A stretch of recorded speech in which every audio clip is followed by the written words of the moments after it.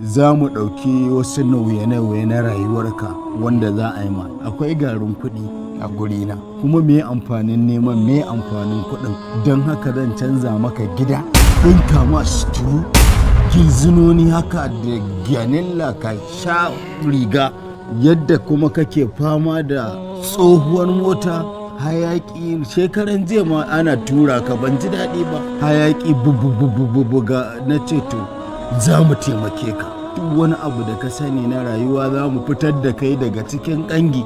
Kai yanzu duk abin da nake so in maka a rayuwa, in mutunta ka, mu shigar da kai harkar siyasa, ka bar karatun nan ka zo mu dama da kai a harkar siyasa, duk bai ma ba.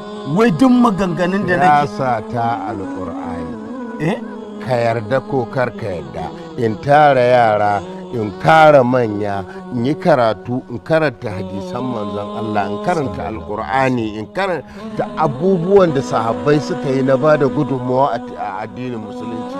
Shi ne aikina, shi ne iya, shi ne koya, shi aka koya min, shi nake koyarwa, shi zan yi. Kuma mun shirya dina, muna so ka zo gurin kai ma a dama da kai ka ci abinci. Dina? Ni a musulunci ban gan shi ba, ni kuma musulmi ne. Baka game ba? Dinar ban ganta ba a musulunci. Abinda na gani walima, kuma ba inda ka ce ka haɗa wane da wance da wane sa'an, ban yarda da wannan ba.